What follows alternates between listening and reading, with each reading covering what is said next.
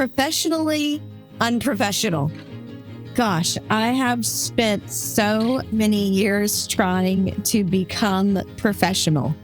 And I think probably I've spent a lifetime pursuing that very thing. Why? Because I thought if I became professional, then I could be a resource to people. And if I was a resource to people, then maybe someone would love me. And then if someone loved me, then maybe I would feel valued.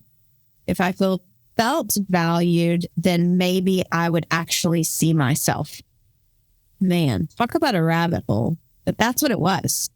It was this drive and desire to become something so that I could actually see myself.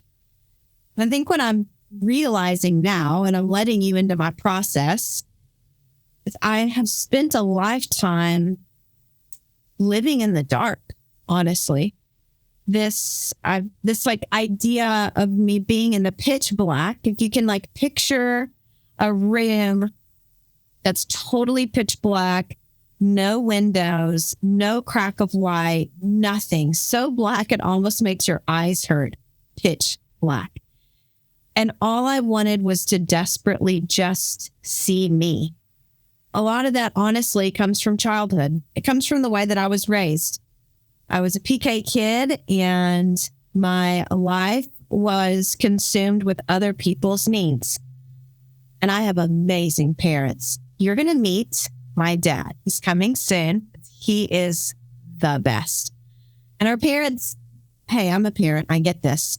We do the best that we can with what we have. But I think we all probably have something in our childhood that we can point back to and say, oh, wow, I am who I am today because of that. And for me, I was this person because of this search for significance, but really it was like a search for me to see me.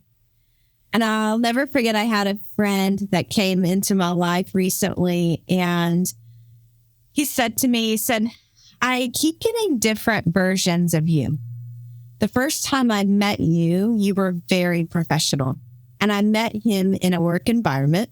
I had my professional face on, my professional hat. I was very professional. I was running an organization, and in that place of being professional, honestly, I felt good. I felt confident. And I think it was the closest version of me that I could see, in all honesty. I think that's why I felt so good being professional. He said, but then sometimes when we're talking, you laugh and you cut up and you're not the professional you, and you take that hat off. But then other times you come and you kind of like sit down with us at the table and you literally ask the question, like, who am I? And sometimes we would sit down at the table and I would ask them, who am I? And I remember asking those questions, but I remember more the way that I felt when I asked those questions. And it reminded me of something that happened to me years ago. And it's almost embarrassing to say, but this is where I was. It was that dark room, searching for me, begging for someone to see me. I was in my 20s. My kids were in elementary school. I was like an adult. I was in my late 20s. I was an adult. I had friends. And I remember one time I was in a really hard spot in a friendship that I had. And I was feeling like I wasn't being seen. I felt like my best friend had chosen a new best friend. I was wrestling internally with losing a friend. And I'll never forget one day I was in a church building. We were at a church function and we were doing like putting it together and organizing the event. And it's something that we had done so many times before.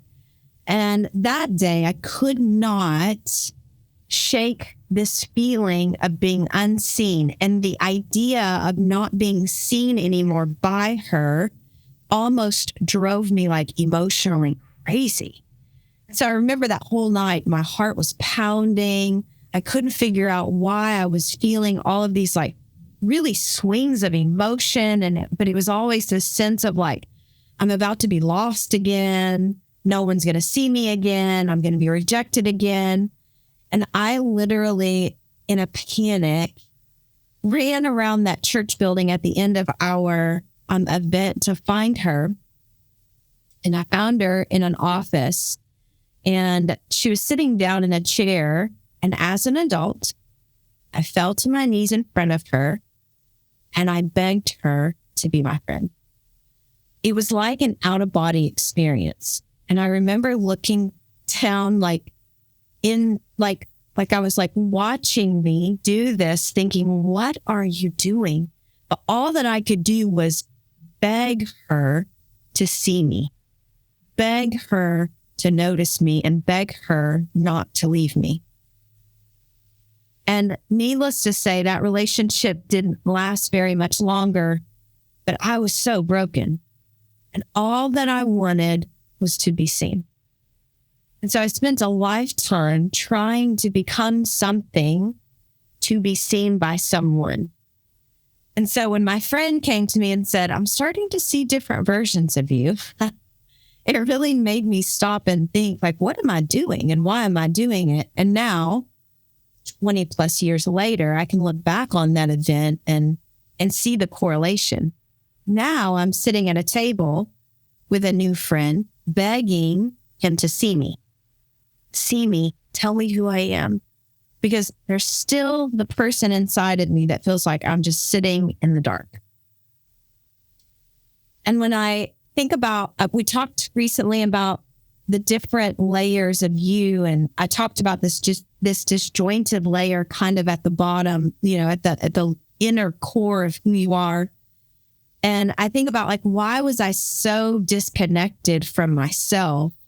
And I look back on my history and I'm like, wow, it's because I spent a lifetime trying to get out of the dark, and I just wanted to see me. And so when I would get in front of people, either I was professional, because that was the safest place that I knew to be, or I was extremely needy, begging them to see me. Not because I wanted to people please or anything like that. I was just truly lost. And I think I wrestled all my life with this sense and this fear of rejection and this begging to be seen, ultimately for someone to define who I am. And it's like I was waiting for this like level of peace to hit me, or maybe like believability. Like I didn't believe people. If people came along and said, you're this, you're that, you're awesome, or they would pray for me or give me a prophetic word, it was like, I remember this feeling of it would just like hit rocks. Like it would just not even sink.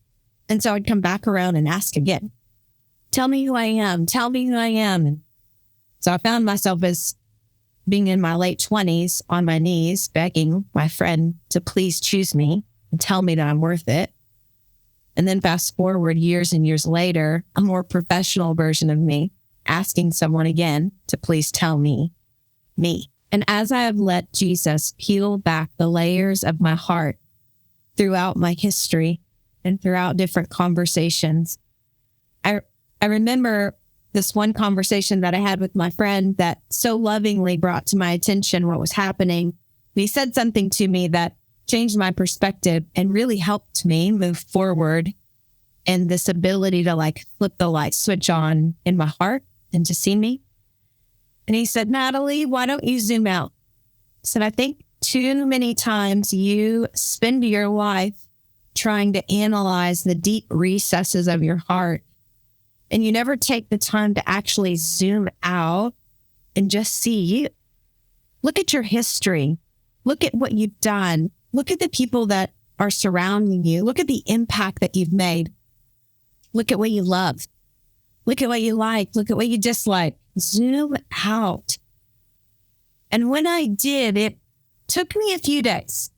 In all honesty, it took me a few days because I'd spent so long zooming so deep in, trying to find the light switch, that I didn't know that it was right in front of me. And it was just the perfect timing as Jesus came in that moment, and the peeling of my heart and the zooming out and the resources that I was being surrounded by, the radical steps of obedience that I was taking, it all came together. And I think I saw for the first time me.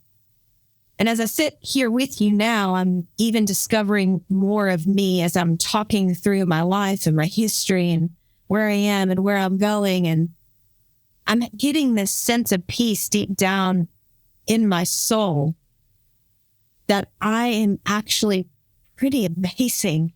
And that all the parts of me that I've tried to keep disjointed are really all one.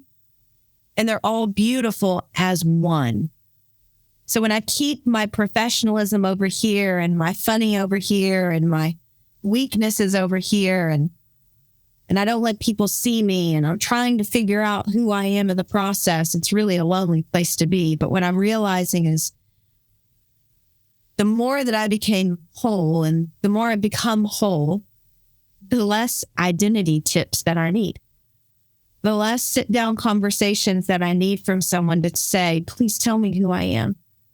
Because now I get to step back with Jesus and we both get to look down on my life today.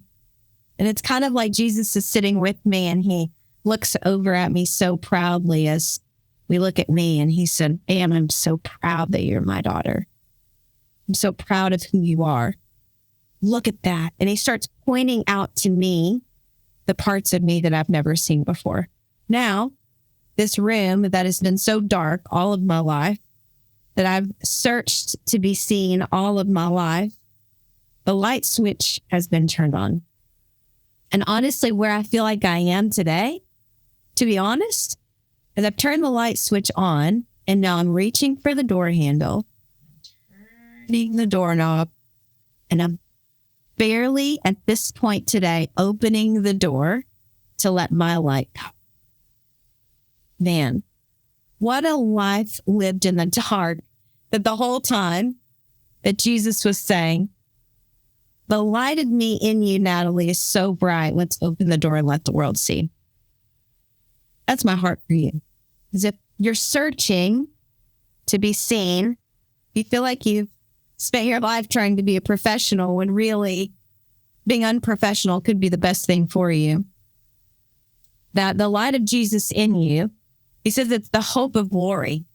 And he wants the whole world to see the person that he's created you to be. And he wants through you to demonstrate himself to the world around you. So I invite you in on the journey. Again, come on the journey. And let's turn the light switch on. Let's allow people to see us. Let's see us for the first time. Zoom out, look at you. And then let's open the door and let the world see you.